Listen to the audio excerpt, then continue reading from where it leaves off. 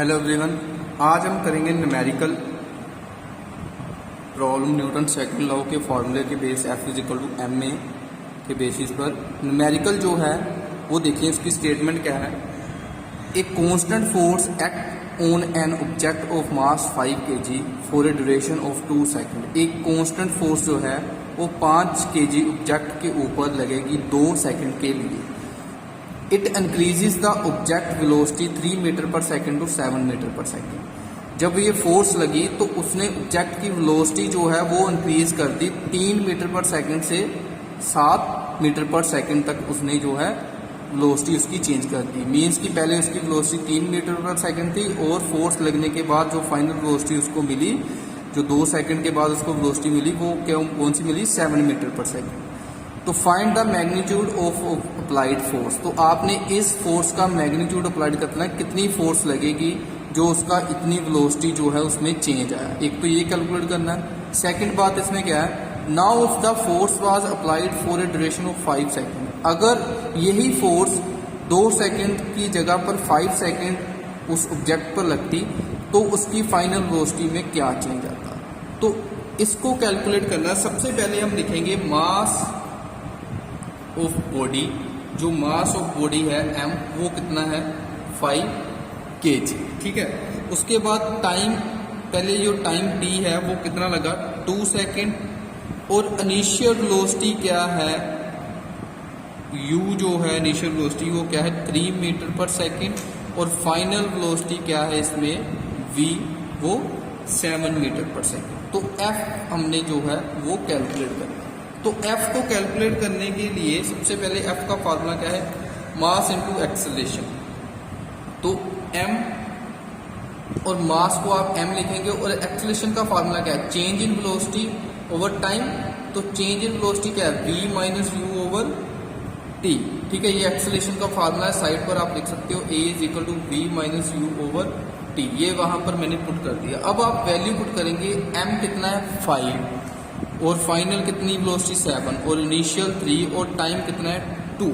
ठीक है, तो ये 7 माइनस 3 4 और 4/2, ये 2 से 2 आएगा और 5 × 2 10 न्यूटन की फोर्स जो है, जब 2 सेकंड के लिए 10 न्यूटन की फोर्स लगाई थी तो 10 न्यूटन फोर्स आपने कैलकुलेट की। उसके बाद जब यही फोर्स 5 सेकंड के लिए उसने ऑब्जेक्ट के ऊपर लाई, if time t is 5 second, तो फाइन क्या करना है? फाइनल वेलोसिटी क्या होगी उस टाइम पर ऑब्जेक्ट की, जो v है वो हमने अब कैलकुलेट करना। तो फोर्स अब हमने कैलकुलेट कर ली है। फोर्स जो है वो 10 न्यूटन ली, क्योंकि फोर्स तो कांस्टेंट रहेगी चाहे वो 5 सेकेंड के लिए अप्लाई की। वो हमने स्टेटमेंट में ही बोल दिया था कि फोर्स आपकी एक कांस्टेंट फोर्स जो है वो ऑब्जेक्ट के ऊपर लगेगी। तो फिर से formula F = mass into acceleration और m एक्सेलरेशन का v minus you over t।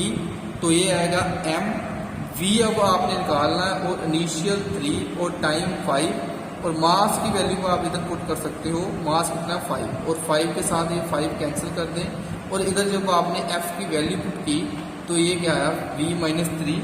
तो आपके पास जो v माइनस 3 और इस साइड पर जाकर जो v आएगा वो कितना आएगा? 10 + 3 = v। और v कितना आया? 13 मीटर पर सेकंड जो है, ये आपने फाइनल वेलोसिटी कैलकुलेट। यहाँ पर आपने ma फॉर्मूला लगाया और फिर से एक्सेलरेशन का फॉर्मूला लगाया। एक्सेलरेशन में अब आपने v जो है वो निकालना था। u इनिशियल आपके पास पहले था 3 और टाइम आपने अब 5 लिया और मास 5 है, 5 के साथ 5 कैंसिल और इस साइड पर जो आपने फोर्स पहले कैलकुलेट की थी 10, वो आपने वैल्यू पुट कर दी। तो कैलकुलेट कर आपके पास आया जो final velocity 13 metre per second. Next numerical है हमारे पास, which would require a greater force accelerating a 2 kg mass at 5 metre per second और 4 kg mass at 2 metre per second. अगर आपको 2 किलोग्राम की बॉडी को 5 मीटर पर सेकेंड के साथ एक्सेलरेट करवाना और 4 किलोग्राम मास की बॉडी को 2 मीटर पर एक्सेलरेट से कराना है, तो इन दोनों पर जो फोर्स लगेगी, ज़्यादा फोर्स आपको किस पर लगानी पड़ेगी? 4 kg वाली पर या फिर 2 kg वाली ऑब्जेक्ट पर फोर्स लगानी पड़ेगी, क्योंकि दोनों को एक्सेलरेट अलग अलग एक्सेलेरेशन पर आपने करवाना। तो अब दोनों पर अलग अलग एक्सेलेरेशन हो तो इसको मतलब एक्सेलेरेशन अलग है, तो इसका मतलब फोर्स जो है अलग अलग लगेगी, लेकिन ज़्यादा किस में लगेगी वो देखते हैं। सबसे पहले हम केस 1 कंसीडर करते हैं। इसमें केस 1 में हम जो मास कंसीडर करेंगे, सबसे पहले मास m वो हम 2 kg कंसीडर करेंगे, और एक्सेलेरेशन a जो है वो मैं कंसीडर करूँगा 5 मीटर पर सेकेंड से। तो फोर्स का फार्मूला क्या होता है, मास इंटू एक्सेलेरेशन, और मास 5 है और एक्सेलेरेशन कितना है 2, ये कितना आएगा 10 न्यूटन की फोर्स लगेगी इस पर। जैसे आपने केस 2 लिया, तो केस 2 में मास कितना है आपने कंसिडर किया m 4, और एक्सेलेरेशन a कितनी आएगी इस केस में 2 मीटर पर सेकेंड स्क्वायर, और f का फार्मूला क्या है, mass into acceleration 4 into 2 8 Newton. तो अब ये दोनों आपने कैलकुलेट किए, ज़्यादा फोर्स किसमें लगेगी, ज़्यादा फोर्स जो है जो आपका ऑब्जेक्ट 2 kg वाला ऑब्जेक्ट है उसको एक्सेलेरेट कराने में आपको ज़्यादा फोर्स लगेगी। ठीक है, तो ये आपने यहाँ से मेजर कर ली इसकी वैल्यू। तो लास्ट में आप लिख सकते हो 2 kg object would require a greater force।